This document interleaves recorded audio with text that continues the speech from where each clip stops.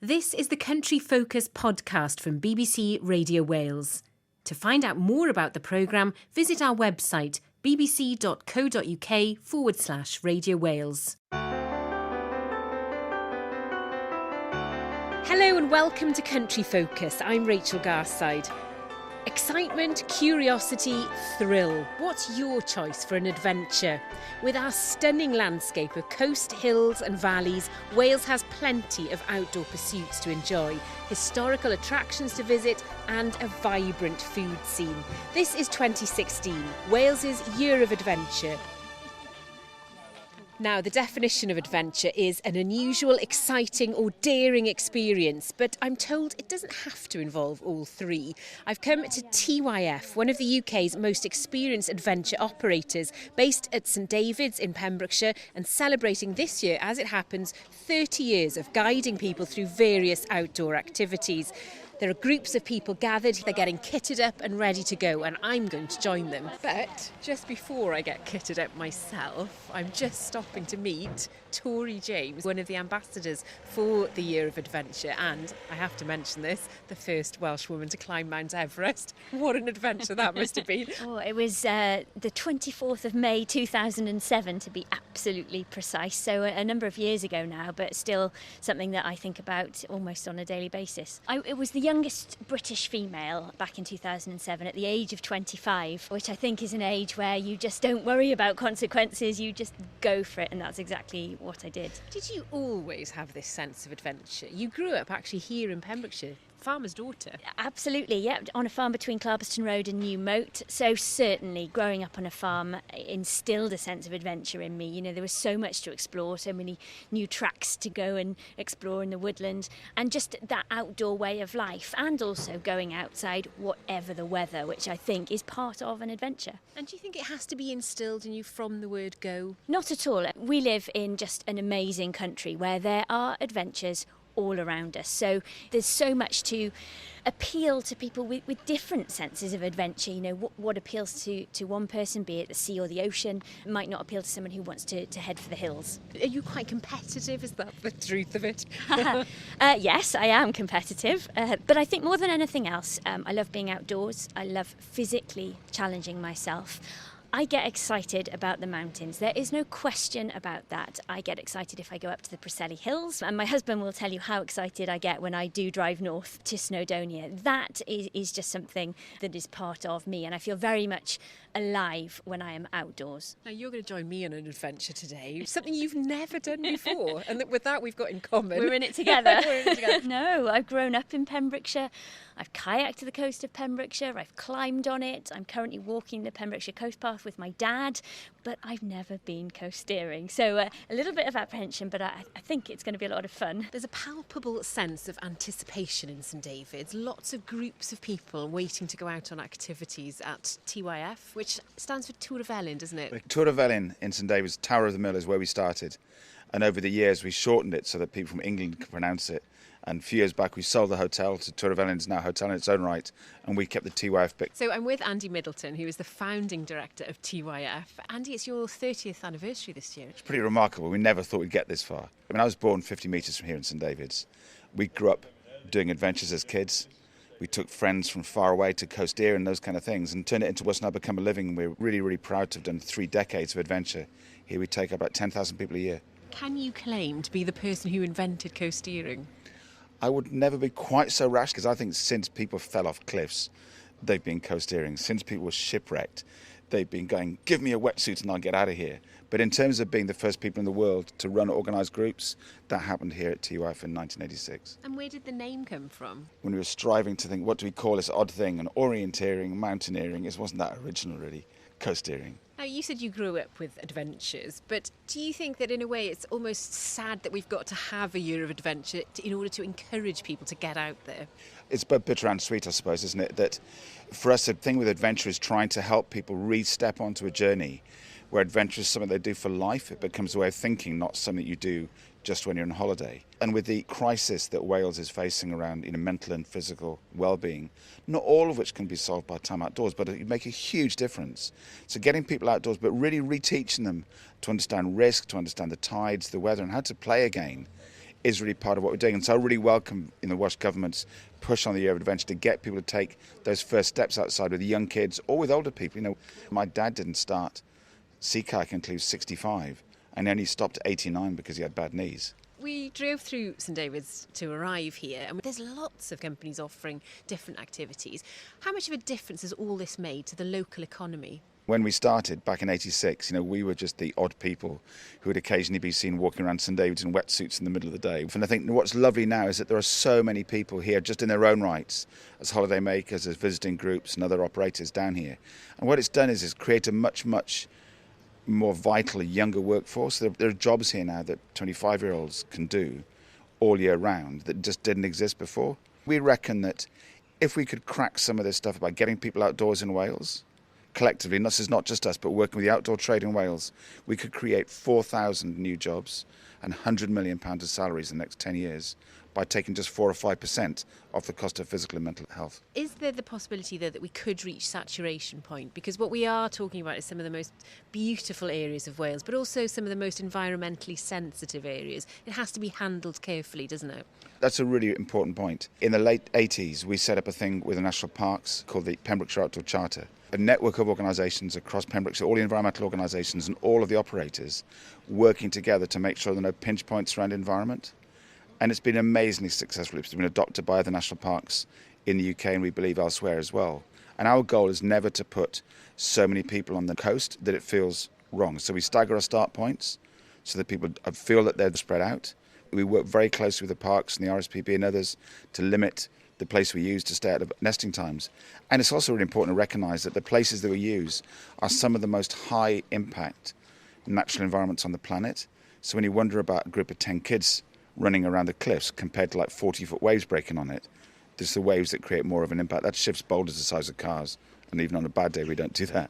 Our whole adventure philosophy here at TYF is based on the idea that our mission is to get our customers to fall in love with nature. If we can connect people to the place they're in, to really change their relationship with it, so it's not just something that they like because it provides a place to go coasteering, or they like because it's a place to go surfing, but because they have a real different affinity with it, then by doing that, we hope that we can change their behaviour not just on the day, but when they go back to wherever else they live, so that they understand the microbeads in plastics or the way they use anything else in nature. And if we look ahead to the future now, you've talked about the possibility for expansion, for growth. Can we see that the way that we look at the rural economy is going to change, that traditional farming can sit alongside this more kind of adrenaline-fuelled adventure tourism? I think we've only just started to really understand the opportunities for the farming community and people who use nature for different kinds of adventure to really get their heads around what this means.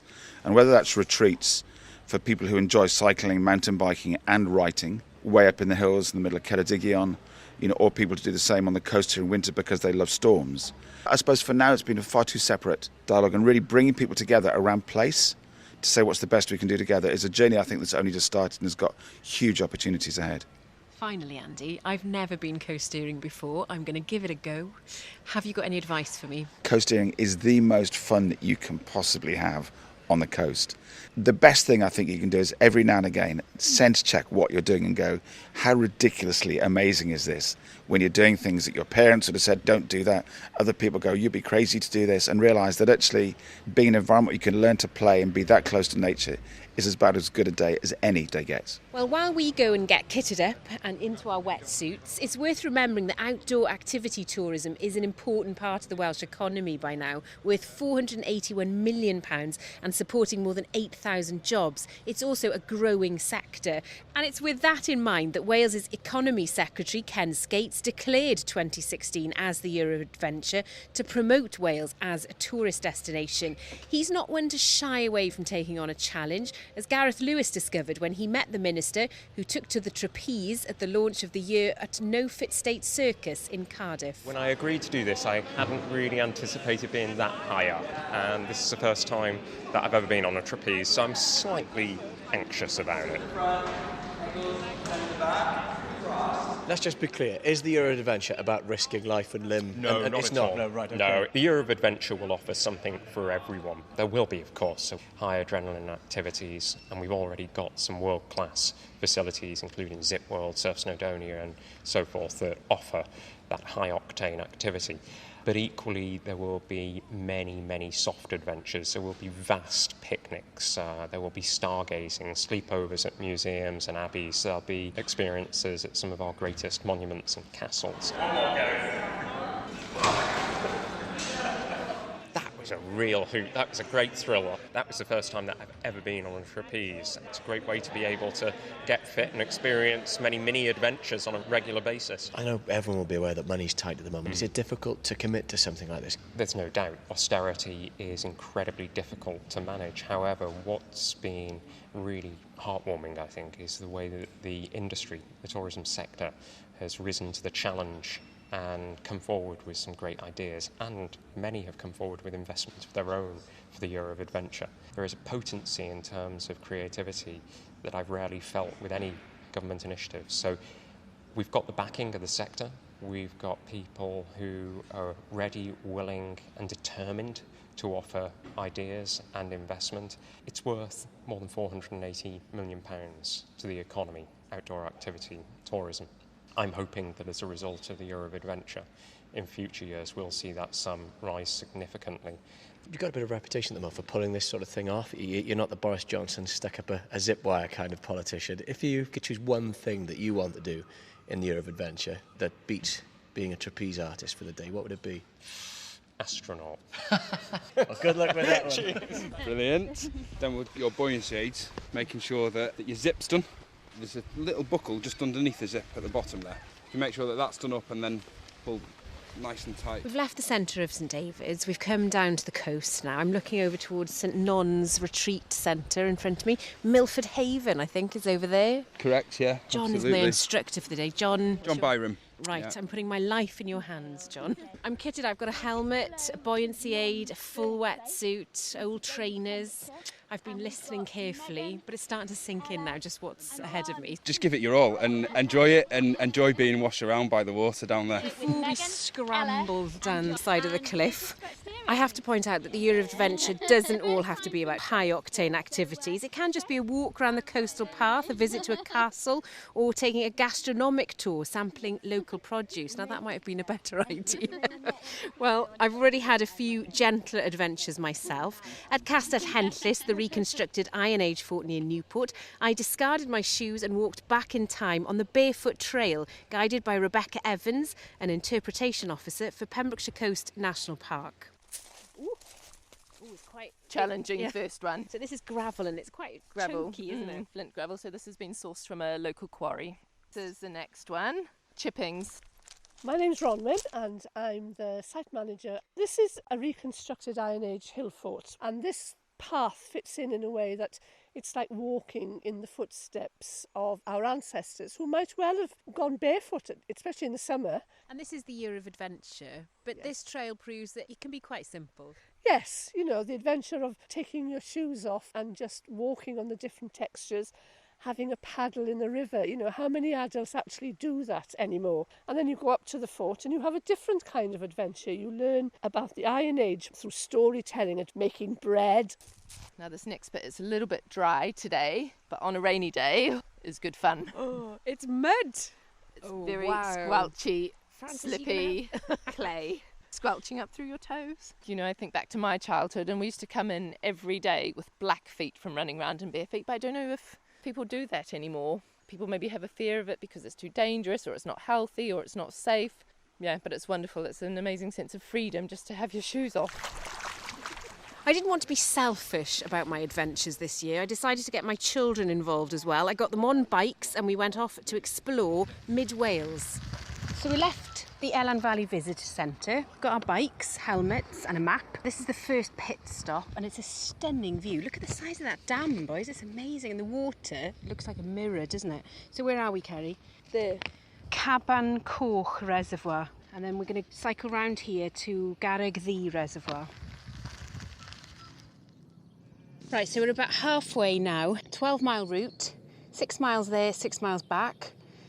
And we've had the cuckoo accompanying us the whole of the way. That and sheep, of course. Now, where are we? Let's go and have a look at this board. This is Pen y Garreg Dam. Construction was completed in 1903 and needed 69,000 cubic metres of stone. Oh, look at those motorbikes going up there. Wow, that's shattering the peace a little bit. It holds 1,330 million gallons of water. Enough water to supply Birmingham for 15 days. Right, whose turn is it to open the gate? Diolch Mostyn.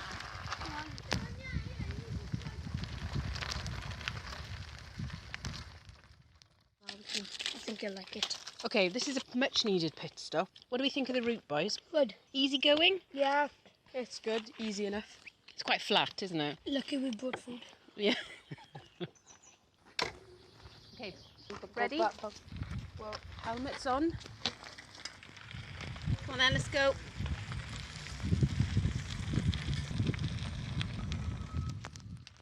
Okay, so we've reached the end of the Elan Valley Trail, 6 miles since we left the visitor centre at Cwm Deiddwr, and we've now reached Craig Goch Reservoir.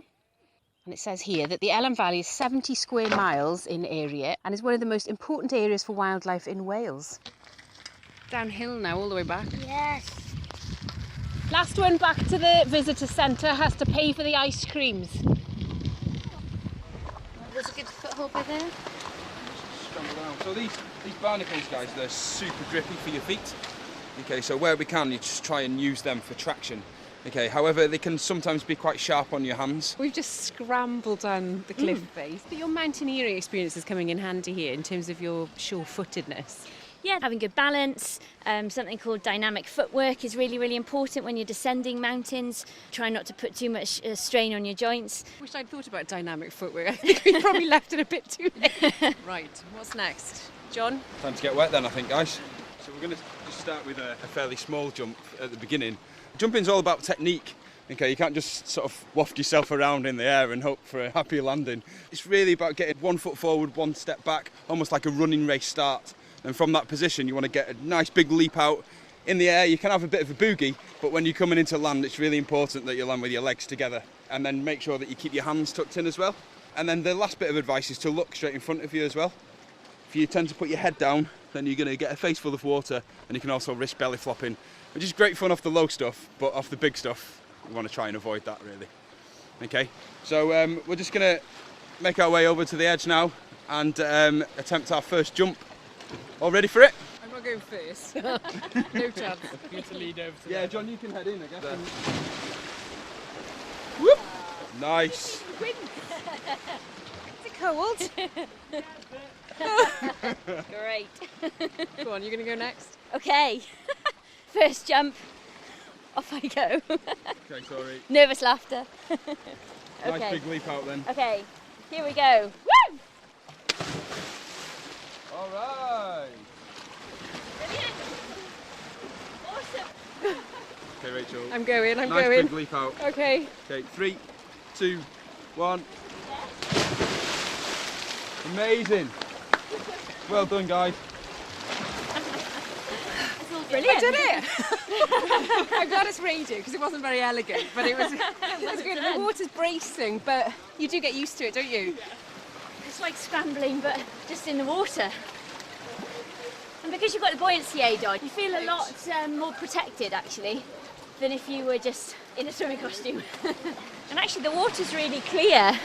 It's beautiful, isn't it? We're very lucky here to have such clear waters on the, with the protection that we have on the Pembrokeshire coast. Guys, you can come and check out these snake lock anemones here in this drop pool. They're one of my favourite things to see around on the rocky shoreline. If you're incredibly gentle, then you can just put the end of your finger in onto the snake lock anemone and it kind of sticks to your finger a little bit like Velcro. They've got a little stinging cell on the end of each one of their tentacles and they're basically trying to eat you, but you're a little bit too big. Sting cells, did you say? But they won't affect us? They won't affect us because our skin's so thick on our fingers, featuring Finding Nemo as well. There is a slightly larger jump just over here, if anyone's keen, and we can head over there and give that a go. All up for it? Yes. Brilliant. Nice big step right out. Okay. Woo! All right! Woo-hoo! Hello, my name is Ella Sutton. I am currently working for TYF. I'm a guide here, so I take people out coasteering, climbing, kayaking and surfing. It's really nice to see getting people, especially from the city, out in the sea, get some adrenaline, doing something they've never done before. 2, 1. Stretching people's comfort zones, generally just having an amazing time. Jellyfish. Is it a sea gooseberry? They've just found a sea gooseberry, so you can see John's holding it now. They don't sting, but they feel like jelly. They're not actually classed as a jellyfish, they're covered in tiny hairs. So they move around by moving their little hairs and kind of rotating through the water. They're really cool. Now, we've been lucky with the weather today. There's no sun, but it's dry and it's reasonably clear, so we've got a great view out across the sea. But there is the weather to consider when you're planning an adventure. But there's always what's beneath our feet too. The Zip World owners in Blaenau-Ffestiniog have recently spent £750,000 in relaunching their adrenaline-fuelled adventure attraction. Bounce Below is set inside a slate cavern the size of a cathedral, and there's space for up to 150 people on a series of enormous trampolines. Our reporter Hugh Jenkins jumped at the chance to have an underground adventure. There's like 700 square metres of net down there now. There's loads to go and explore. Just common sense, guys. If you're big and you bounce next to someone little, you know, you're going to send them into orbit and you're going to be absolutely fine. So watch out for that. Have fun, guys. I'll see you when you get back out. My name's Will Gritton, Assistant Operations Manager here. Let's go on the nets. Anything I need to know about? It depends how scared of heights you are, because there's a long way down. There are 3 levels of main netting with lots of smaller bits of net hovering above very dark holes elsewhere. And the lighting is so atmospheric. There's pinks and greens and yellows and reds. We decided to make it look as exciting and theatrical as possible. We started about 2 years ago. It was a damp, strange hole in the ground with lots of strange netting. Nobody really knew what was going to happen with it, whether anyone was actually going to come and enjoy it at all. And then within the first few weeks of opening, we started to get thousands of people down here. There were international news crews, CNN, NBC. It was indeed a world first. Nobody'd done anything like this before. There was a few smaller nets put up in trees by the same French company. But yeah, this was the first time it had been done in a mine. And when did this mine last see real slate workers? During the 60s. Right, well, we've done the entry-level floor. Can we try upstairs? Let's go through here and up those stairs. We're now at the top net, close to the hard ceiling, about 100 feet up above the floor below. To get down from here, there's only one way, and that's through the slides. Firstly, we climb into the top of the slide, and then wait for the green light on off. Oh, that looks easy enough. Green light, here we go. Whoa! The entire net system can hold about 150 people. We try not to have too many people on each individual level. The biggest danger really is that if you get hundreds of people bouncing around in one place, there's a lot of arms and legs flying about the place. Adults tend to start behaving like children pretty quickly as soon as they get on here. So we're just walking off this little alleyway. These connecting tunnels, nobody would have walked through them since the 40s, because all the bridges or ladders that they would have built would have disappeared. What's going on down here? These guys, who you can see traversing the walls and going on the zip wires, have been trained how to use their gear in a different cavern further up. And then they've been let loose on this course with 10 zip wires and a long, long way of bridges and obstacles and via ferrata along the walls. We're standing here on yet another giant trampoline looking down at this zip world below us, and you just can't keep still. You just can't help but bounce. When I was growing up round here, there was very little employment for young people. But now, thanks to this and Untitled Chapter, Sutton and other adventure tourist attractions, North Wales, and in particular Blaenau-Ffestiniog, has really changed. We've got a lot of really enthusiastic young people from the area who want to stay around here now. We're from Austria, spent our holidays here in Wales, near Harlech, and we saw the Zip World and the Bounce Below on the TV. It's wonderful, it's amazing. Oh, it's awesome. It's really cool. It's really bouncy. You're just about to go down that slide. Isn't that a bit scary? No. Bye.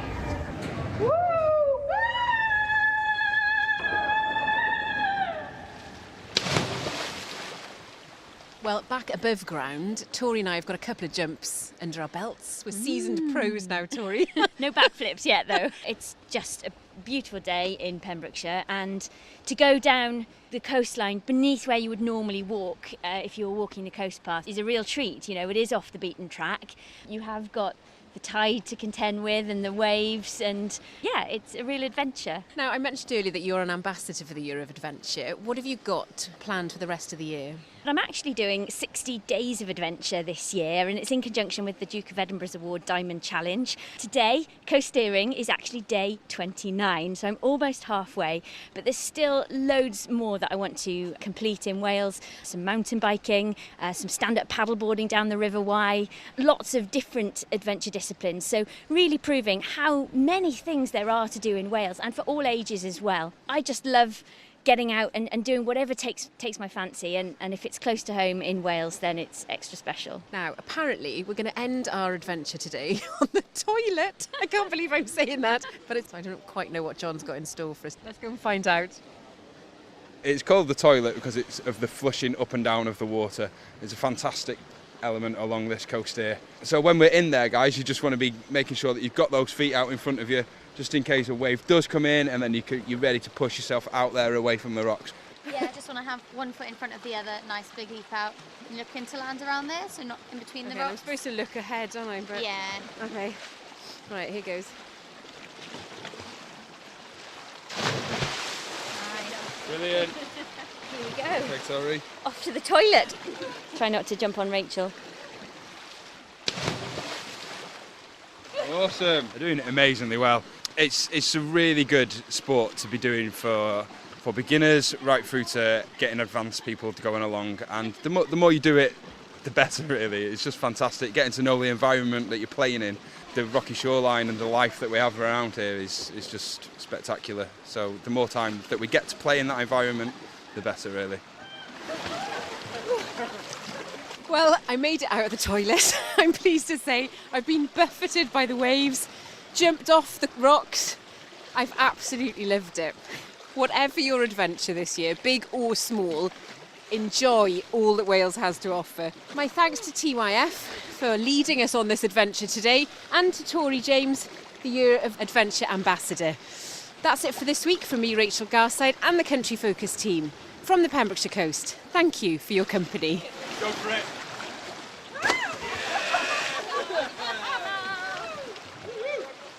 You can hear Country Focus every Sunday morning on BBC Radio Wales at 7 o'clock. Thanks for listening.